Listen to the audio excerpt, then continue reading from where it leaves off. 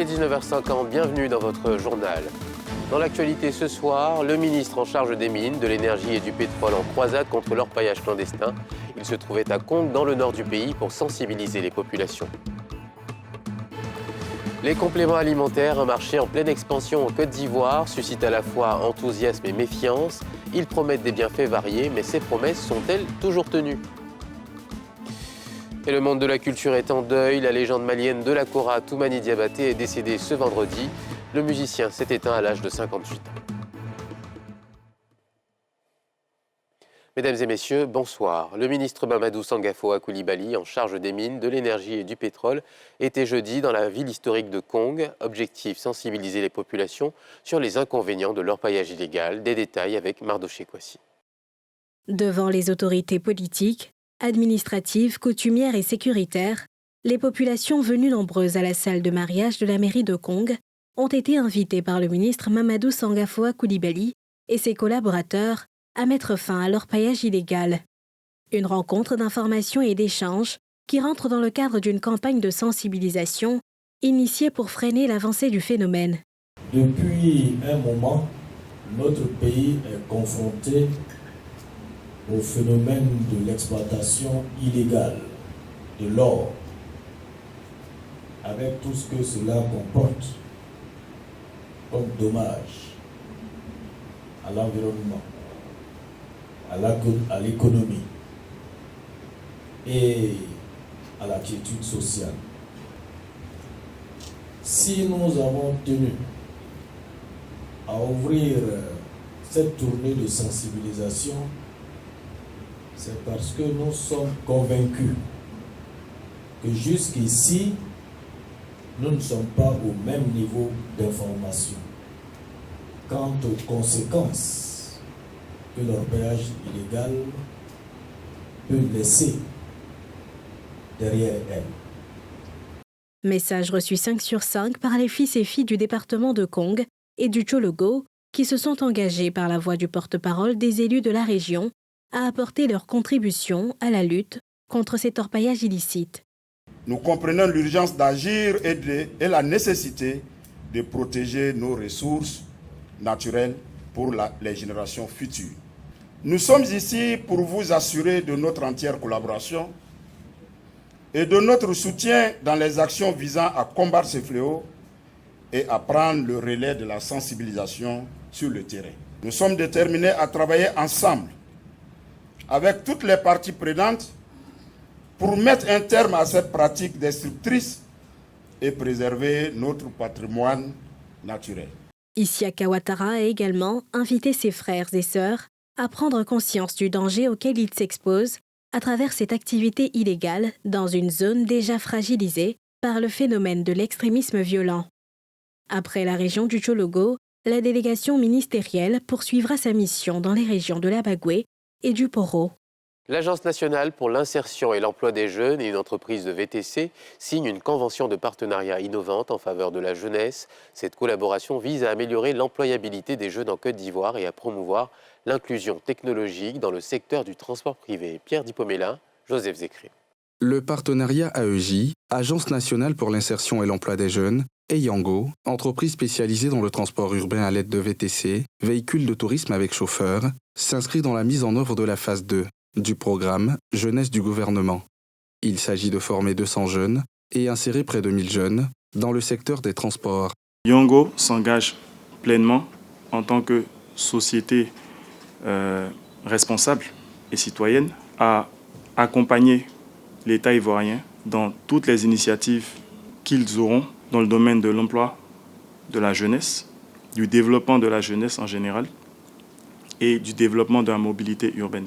Ibrahima Dosso, directeur de cabinet représentant le ministre Mamadou Touré, a annoncé les perspectives pour l'année 2024 en ce qui concerne la phase 2 du programme Jeunesse du gouvernement. La cérémonie de ce jour représente une étape décisive qui est en train d'être franchie en vue de faciliter davantage l'insertion professionnelle de notre jeunesse dans le tissu socio-professionnel. Le ministère de la promotion de la jeunesse, de l'insertion professionnelle et du service civique, à travers l'agence emploi jeunes, s'attelle à offrir à la jeunesse ivoirienne des opportunités de formation et d'insertion professionnelle de qualité et durable. Les jeunes souhaitant démarrer une activité dans le domaine des services de transport privé bénéficieront d'un accompagnement dans le cadre de ce partenariat. Aussi, l'organisation de formations aux outils numériques et la promotion des services de ride-hailing contribuera significativement à améliorer l'autonomisation des jeunes. Avion cloué au sol, bourse mondiale perturbée, une panne informatique frappant le géant Microsoft a fait valser l'économie mondiale ce vendredi. On vous en parle dans ce reportage. C'est une panne informatique qui, à coup sûr, entrera dans l'histoire. En quelques instants seulement, de nombreux ordinateurs ont cessé de fonctionner ce vendredi, semant la pagaille dans de nombreux secteurs. Des terminaux de caisses de supermarchés se sont mis à l'arrêt en Australie. Une chaîne de télévision n'a pu émettre au Royaume-Uni. Le plus important réseau de transport ferroviaire britannique a aussi été perturbé. Mais c'est le secteur aérien qui a été le plus affecté. Les opérations aériennes et les services aéroportuaires ont été touchés, créant de longues files d'attente, de passagers déroutés. Ils n'ont rien dit aux gens sur Internet. Lorsque j'ai dû me rendre physiquement sur place et demander si j'allais rater mon vol, ils m'ont répondu « Ne vous inquiétez pas, tous les vols sont retardés ». J'ai essayé plusieurs terminaux différents, mais ils sont venus nous dire que les ordinateurs étaient en panne et que nous devions faire notre réservation manuellement au guichet. À l'origine de cette panne, une mise à jour défectueuse sur les systèmes Windows de Microsoft, d'une solution informatique du groupe américain de cybersécurité CrowdStrike. Le problème avec ce logiciel est que lorsqu'il cesse de fonctionner, tout l'ordinateur cesse de fonctionner. Ce n'est pas quelque chose qui pourrait être résolu à distance sur Internet. C'est quelque chose que les administrateurs système devront réparer un PC à la fois. Il faudra donc beaucoup de temps pour corriger les conséquences de la défaillance du logiciel. Dès à présent, les organisateurs des Jeux Olympiques de Paris, dont le système d'accréditation des délégations a été touché, à quelques jours de la cérémonie d'ouverture, ont indiqué avoir rétabli la situation. Il était considéré comme l'un des plus grands joueurs de kora, 2 fois vainqueur d'un Grammy Award. La légende malienne Toumani Diabaté est décédé ce vendredi. Le musicien s'est éteint à l'âge de 59 ans dans une clinique de Bamako.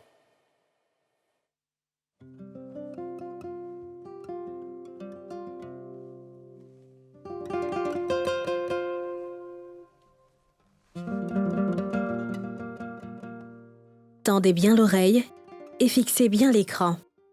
Cette image de Toumani Diabaté est l'une des dernières que vous verrez sur les scènes de la musique.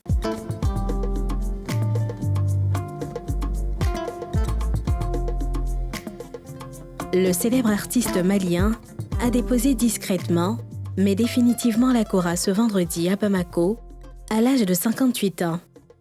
Le virtuose, joueur de kora, père de Sidiki Diabaté, est issu d'une famille de griots célèbres. Toumani Diabaté a remporté 2 Grammy Awards, à chaque fois en collaboration avec Ali Farka Touré. Un premier en 2006, année du décès d'Ali Farka Touré, dans la catégorie World Music pour l'album In the Heart of the Moon. Et un deuxième en 2010 pour Ali et Toumani, sacré meilleur album de musique traditionnelle. On se rappelle encore, comme si c'était hier, de son passage à NCI, où il a été reçu par Cheikh Ivan à la télé d'ici. Comment vous commentez l'actualité politique en ce moment, la tension entre la Côte d'Ivoire, la question des 49 militaires? C'est tout simplement dommage. Et je l'ai dit, j'ai vu venir ça depuis le mois de février, depuis qu'il y avait les rencontres de football et tout ça, etc. Je l'ai dit. Et je dis, je suis voir le Cheikh Aïman, nous avons fait. Mais ce qui est sûr, c'est qu'en tant que religieux, j'en suis sûr et certain d'une chose, que tout finira. Nous souhaitons que ça finisse vraiment dans de bons sens. Issu d'une lignée de griots renommés, dans laquelle il représente la 71e génération, Toumani Diabaté a laissé une empreinte indélébile dans le monde de la musique. Il laisse derrière lui un lourd et riche héritage musical. Les traces de l'artiste déjà suivies par certains de ses enfants, comme Sidiki Diabaté, Bala et Ahmed Diabaté, poursuivront le combat pour lequel il a vécu, la valorisation de la culture mandingue. Toumani continuera à vivre à travers ses œuvres, car, comme on le dit, les grands hommes ne meurent pas, ils disparaissent.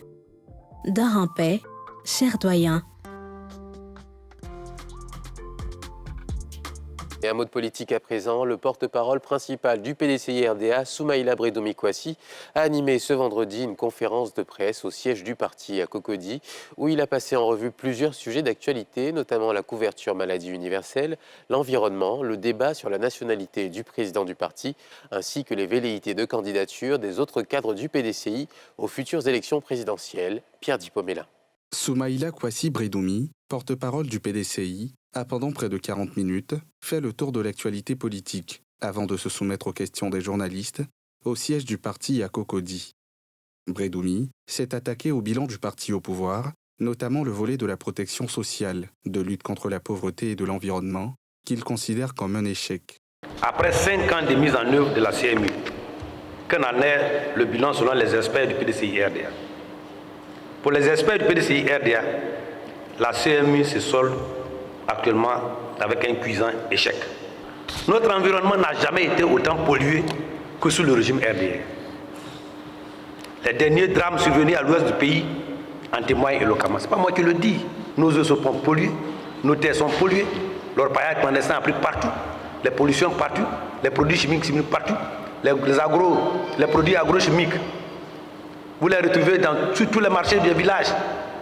Les velléités de candidature de Jean-Louis Billon, cadre du PDCI, aux prochaines élections présidentielles, n'ont pas échappé aux échanges avec les journalistes. M. Billon n'est pas à sa première expression de vouloir être candidat. Il a fait du vin le président Bédié.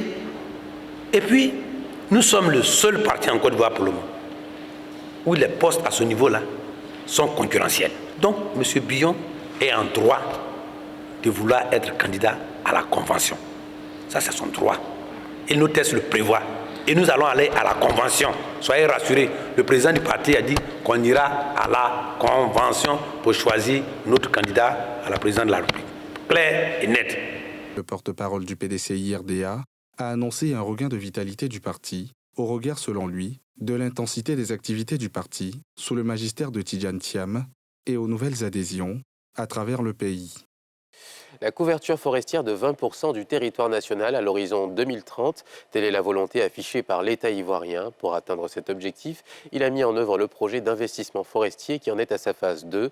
Dans le cadre de l'exécution de ce projet, plusieurs structures du ministère des Eaux et Forêts ont reçu ce vendredi du matériel roulant composé de véhicules et de motos, le tout d'une valeur de plus de 850 millions de francs CFA. Le PIF, le projet d'investissement forestier, a été initié par le gouvernement ivoirien dans le cadre de l'appui à l'opérationnalisation de la stratégie de préservation, de réhabilitation et d'extension des forêts et du programme cadre de gestion des aires protégées. Pour faciliter la mise en œuvre de cette stratégie, dont l'un des points phares est d'atteindre 20% du territoire national en termes de couverture forestière, des agents des eaux et forêts ont reçu du ministre Tchagba Laurent du matériel roulant. Ce sont au total 28 véhicules et 60 motos d'une valeur de 853 900 000 qui leur ont été remis. J'en appelle donc à une appropriation réelle et une implication effective des ministères techniques dans l'exécution des activités du PIF 2. Ce projet est une réelle opportunité pour le renforcement des capacités de nos ministères et pour le secteur privé, car il vient à point à nos missions respectives. J'exige que le travail soit fait en synergie pour que nous puissions atteindre les engagements et les décaissements à la satisfaction de la Banque mondiale. Les bénéficiaires, notamment des agents du ministère, l'OIPR, l'unité de coordination du projet d'investissement forestier et la SODEFOR, s'engagent à en faire bon usage afin d'atteindre les objectifs fixés par cette politique gouvernementale. Je voudrais, au nom de tous les récipiendaires, remercier le gouvernement ivoirien pour cet important appui en outil de travail nécessaire pour l'atteinte des objectifs de la stratégie de préservation, de réhabilitation et d'extension des forêts SPREF. C'est pourquoi nous prenons tous l'engagement solennel de faire bon usage de ce matériel roulant qui vient de nous être mis à disposition. La deuxième phase du PIF, d'un montant de 148 millions de dollars sur la période 2022-2029, soit plus de 89 milliards de francs CFA, interviendra dans 3 forêts classées, ayant un taux de déforestation de plus de 90% situés, 16 forêts classées de la zone de savane et 4 parcs nationaux, dont le parc national de Taï. Les compléments alimentaires, un marché en pleine expansion en Côte d'Ivoire, suscitent à la fois enthousiasme et méfiance. Ils promettent des bienfaits variés, allant de l'amélioration de la santé générale à des performances physiques accrues. Mais ces promesses sont-elles toujours tenues? Et quels sont les risques que ces produits peuvent comporter? Reportage de Myriam Touré. La commercialisation des compléments alimentaires est de plus en plus courante dans les boutiques en Côte d'Ivoire. Les sportifs y ont recours pour la formation rapide des muscles, ainsi que les femmes pour des raisons cosmétiques. Des produits qui se présentent sous diverses formes, gélules, comprimés ou poudres buvables. Les compléments, alors en fait, c'est des mélanges de protéines, de glucides et de lipides. Voilà. Il y en a aussi auxquels il y a de la créatine. La créatine, en fait, c'est un produit qui permet en fait, d'avoir de l'énergie pour bien travailler à la salle, ne pas ressentir la fatigue. Et on le prend avant et après aussi des entraînements. En parlant de produits de beauté, on peut dire en fait qu'il y a une très très grande demande ici sur le marché en Côte d'Ivoire, notamment les produits à base de collagène qui font partie actuellement de nos meilleures ventes. Et, ce sont des produits qui ont un impact, on va dire, sur la santé de la peau. Donc amélioration de la souplesse, de la fermeté de la peau, de l'élasticité de la peau. Nous avons une formule en acide hyaluronique qui est considérée comme une formule anti-rides. Nous avons dans la même gamme beauté le collagène en poudre qui fait également partie de nos top 3 des ventes actuelles. Lui est considéré, on va dire, utile à partir d'un certain âge. Je pense que la moyenne c'est à partir de 35 ans où notre taux de collagène naturel dans le corps diminue. Sako, ce jeune sportif, est un utilisateur de compléments alimentaires, notamment les protéines pour le développement de la masse musculaire. Depuis 2 ans maintenant, il se dit très satisfait. Au début, j'avais un complexe avec ma forme. Je faisais 52 kilos, je crois bien. Et bon, je suis allé voir un nutritionniste qui m'a conseillé les protéines. Ça fait 2 ans maintenant que je consomme les compléments. Le résultat est très satisfaisant et la forme homogène, tout ça. Pour les nutritionnistes, il faut être prudent. Une utilisation excessive ou inappropriée de ces produits peut entraîner des effets non souhaités. Lorsque nous parlons de compléments alimentaires, c'est, disons, une ou des substances qui sont ajoutées à l'alimentation afin de combler soit une carence en nutriments ou améliorer la santé d'une personne ou bien d'un groupe de personnes. Par exemple, je veux améliorer mon teint, comme on le fait habituellement ici en Côte d'Ivoire. Alors, je suis obligé de voir un dermatologue selon la nature de ma peau. Pour dire, écoute, moi je veux que ma peau soit vraiment résistante, c'est-à-dire permettre à ce que ma peau soit beaucoup plus ferme. En ce moment, on va prendre par exemple un collagène, qui est une protéine au niveau du corps humain. Ce qui est important, c'est de prendre toujours conseil chez un professionnel de la santé pour mieux l'adapter à son organisme tout entier. Parce que nous avons tous besoin d'un complément alimentaire. Parce que si notre alimentation n'est pas variée, saine et bien, en ce moment, nous aurons besoin. C'est ce que j'ai pris tout à l'heure. Je prends le cas de, par exemple, disons, la vitamine C. Je suis fatigué, je prends un comprimé de vitamine C pour renforcer mon système immunitaire et la force. Je peux prendre, je vais chez le médecin, on me dit, j'ai une carence, j'ai une anémie. Donc, je prends, il va me prescrire des compléments alimentaires riches en fer pour régénérer les globules rouges. Voilà. Donc, il y a des compléments alimentaires qui sont essentiels au niveau du corps humain. Si les compléments alimentaires ont fait leurs preuves chez certains utilisateurs, le nutritionniste exhorte à la vigilance face aux allégations marketing souvent exagérées de certains produits dont l'efficacité n'est pas scientifiquement prouvée. Et c'est la fin de cette édition. Je vous remercie de votre fidélité et je vous souhaite de passer un agréable week-end sur les antennes de NCI.